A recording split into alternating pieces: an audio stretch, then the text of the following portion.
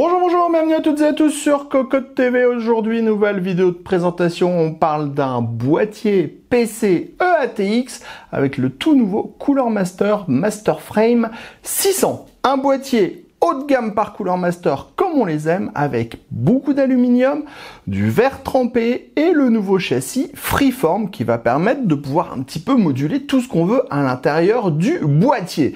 Le boîtier est livré avec 3 ventilateurs Mobus 140 mm à l'avant, un ventilateur Mobus 120 mm à l'arrière. On retrouve une connectique complète et vous allez voir, c'est vraiment un boîtier qui est très travaillé dans ses formes, mais aussi dans ses fonctionnalités. Au niveau du tarif, on sera à 199,90 €. On vous propose d'en faire un tour complet, c'est tout de suite, c'est maintenant, c'est sur Cocotte TV.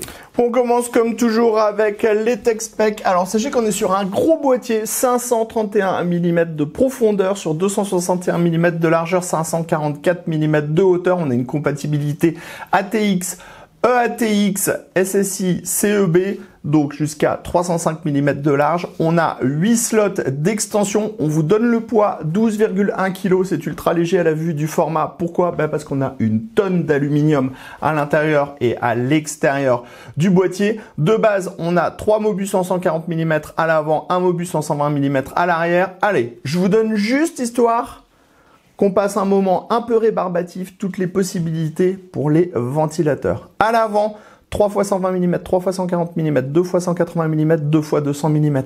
Dans le top, 3 x 120, 2 x 140, 2 x 180, 1 x 200. Sur le support arrière, 120 mm. Sur le côté, 3 x 120 mm, 3 x 140 mm. Pour les radiateurs, 420 mm dans le top, 420 mm à l'avant, 420 mm sur le côté. Bon, bref, vous le voyez, c'est énorme. 190 mm pour le ventirad CPU. On a 485 mm pour la carte graphique. Bref, on n'a absolument aucune limite. Les amis, avant de découvrir le reste de notre vidéo, on vous propose un petit peu de réclame pour GVG Mall, notre partenaire pour les clés Windows, un partenaire qui nous soutient depuis plus de 2 ans et on utilise très régulièrement les clés Windows pour nos machines. On utilise aussi les clés Office. Alors, comment ça fonctionne? On vous montre rapidement. Vous allez sur le site GVG Mall. Ici, vous tapez Windows 10. On prend l'exemple de Windows 10. Ensuite, hop, petite vidéo ici qui va vous expliquer comment ça fonctionne. Vous allez faire acheter maintenant sur cette fenêtre où vous allez avoir la licence Windows 10. Vous n'oubliez pas de mettre le code promo CVIP qui vous permet d'avoir la ristourne de Cocotland sur votre clé Windows. Ensuite, vous allez soumettre la commande. Vous allez arriver sur la page de paiement. Sur la page de paiement, vous pouvez le voir, vous avez tous les moyens de paiement qui sont disponibles, que ce soit par de la carte bleue, par PayPal, par tout ce que vous voulez. Vous allez faire payer maintenant. Ensuite, une fois que vous aurez payé votre licence, vous allez avoir à l'intérieur de votre panier votre clé Windows qui va apparaître. Et là, il suffit juste de copier votre clé Windows et de la mettre sur votre produit Windows 10 pour pouvoir tout simplement activer votre Windows et utiliser pleinement votre licence Windows 10. Donc, vous avez vu, 40 secondes à peu près et le tour est joué pour avoir une licence officielle pour votre PC. Maintenant, parlons un peu du style. C'est un Master Frame, c'est un boîtier haut de gamme par Cooler Master et clairement, cela se voit. C'est un magnifique ensemble que nous propose la marque. Alors, pas de chance, on l'a reçu en noir parce qu'il est beaucoup plus sexy en gris. Cependant, je ne suis pas très noir pour tout ce qui est aluminium et là, clairement, ça rend quand même ultra bien.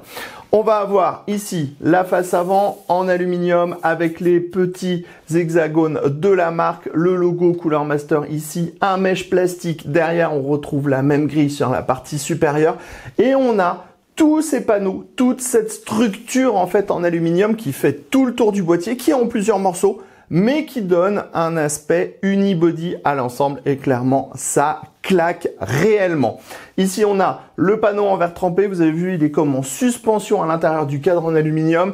C'est pareil pour la porte de droite, clairement on est sur de la très belle ouvrage pour ce boîtier qui est juste absolument magnifique. Allez, on vous donne maintenant quand même un petit peu plus de détails sur ce dernier. La face avant, aluminium avec le mesh bien sûr démontable.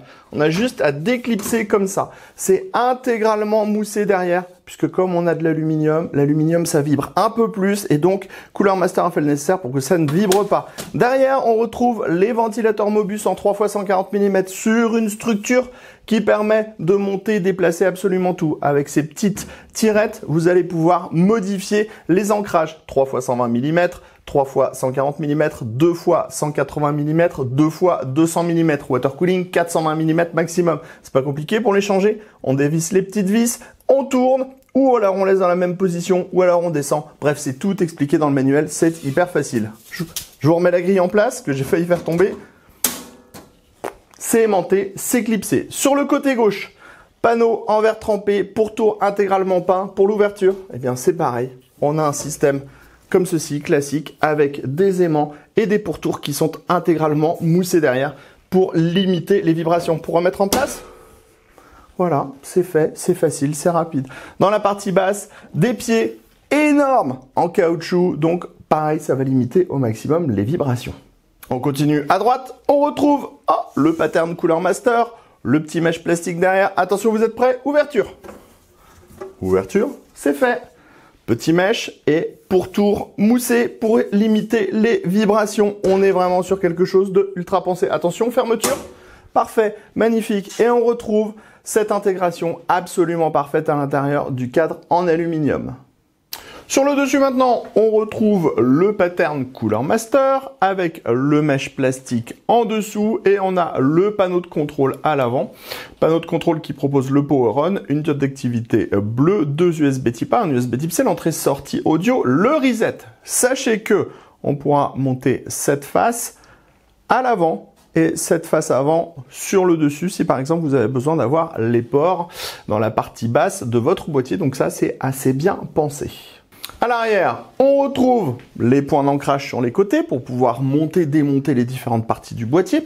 On va retrouver également une grille en 120 mm avec réglage de la hauteur sur 5 mm, l'emplacement de la plaque qui est au shield de la carte mère, 8 slots d'extension avec des caches ajourés non soudés, 4 frameless, montage par vis classique et enfin l'emplacement de l'alimentation dans la partie basse. On termine sous le boîtier, on retrouve les deux gros patins en caoutchouc qui sont énormissimes. Ensuite, on va avoir la grille avec le filtre aimanté, le mèche, les points de fixation puisqu'on pourra retirer cette partie et on retrouve de nouveau en fait les différents points d'ancrage du boîtier. On passe à l'intérieur de notre Master Frame 600. Et on va pouvoir découvrir le châssis. Alors déjà, sachez que le châssis est compatible EATX en 305 mm de largeur. Pour pouvoir étendre, il suffira de retirer la petite barre ici. Et on a également une compatibilité BTF et PZ, donc avec les cartes mères à connecteur arrière. On retrouve un châssis qui est plutôt classique quand on le voit de ce côté-là, avec ici le plateau de la carte mère, les accès backplate, les nombreux passages pour absolument tout. Ici, au centre, on va avoir une barre avec 2 passages avec des caches en caoutchouc et tout à droite, on va avoir une platine qui permettra d'installer 3 SSD 2,5 pouces. Donc pour le moment, on est plutôt sur du boîtier classique. Dans la partie basse, on retrouve ici un cache alimentation avec 2 passages et juste à côté à droite, on va retrouver une cage qui permettra d'installer 2 SSD ou 2 disques durs avec les petits rails spécifiques de montage à l'ancienne comme on aime qui permettront également d'avoir une isolation acoustique des disques durs puisqu'on a des petites rondelles en caoutchouc et les petites rondelles sont violettes. C'est un petit plus. On est chez Cooler Master, on sait qu'on est chez Cooler Master. Ensuite, on le voit, ici on a une nouvelle platine. Donc platine qui permettra d'accueillir différentes choses, disques durs, SSD, pompe de water cooling. Et il faut savoir que tout est amovible. C'est-à-dire que on pourra démonter le cache alimentation, on pourra démonter la cage HDD, on pourra démonter le plateau de la carte mère, le cache central et les différentes platines. Pourquoi? Parce que tout simplement, on va vous l'expliquer en passant à l'arrière du châssis. On a une structure un peu spécifique qui reprend en fait ce qu'on retrouve sur le côté ici et qui permet de fixer absolument tout dans le boîtier. Vous voyez par exemple, les aimants des portes sont fixés avec 2 vis. Si on veut mettre le card holder, vous le verrez tout à l'heure, on le place ici, on insère 2 vis sur le côté et on a le cache qui est monté. Et ces réglettes, on les retrouve absolument partout. C'est-à-dire qu'on va également les avoir sous le châssis, comme on les voyait tout à l'heure quand on vous a présenté le dessous du boîtier. Et donc, on pourra ajouter des éléments, déplacer des éléments. Par exemple, on pourra, puisque tout est démontable, prendre le cache alimentation, le placer dans le haut du boîtier, descendre le plateau de la carte mère et passer sur un format avec alimentation dans la partie haute. Après, ça va plus loin, on vous en reparlera un petit peu plus tard dans la vidéo parce que par exemple, on peut aussi interchanger les différentes faces du boîtier entre la face avant et le top. Bref, il y a vraiment plein de possibilités. Mais pour le moment, on continue à s'intéresser au châssis et on passe dans la partie avant où de base, on va retrouver 3 ventilateurs Mobus 140 mm qui sont en Black Edition. Donc comme ça va très bien avec le reste du boîtier. Et on en a parlé juste avant. Le tout est monté sur différentes platines. Alors, pas des platines, des sortes de petits supports. Donc, c'est des petits supports en L, comme ça. Hop, en L, comme ça. Qui sont placés juste ici, ici et ici. On en a à gauche et à droite. On en a également sur le dessus du boîtier.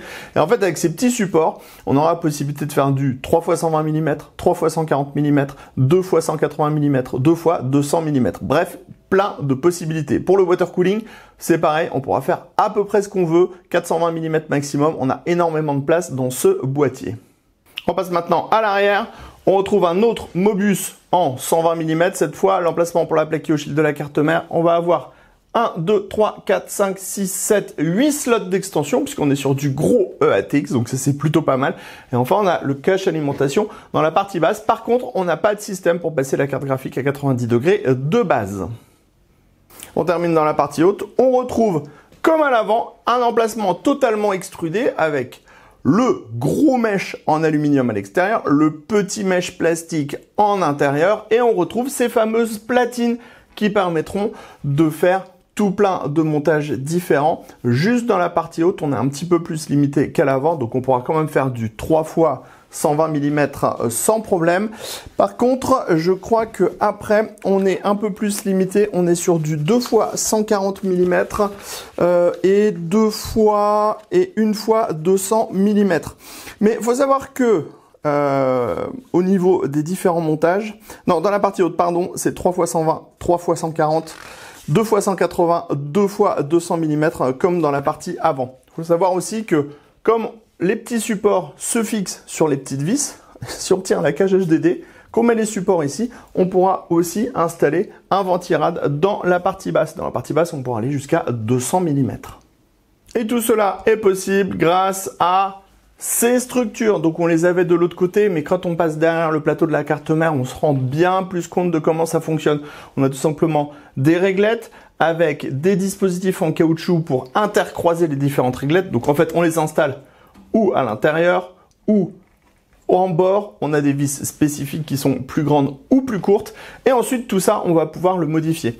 Alors, par exemple, si on retire la platine SSD qui est maintenue avec 1, 2, 3, 4 vis, et qu'on retire le support de la partie basse qui est également maintenu avec 4 vis, on libère tout l'espace à cet endroit-là.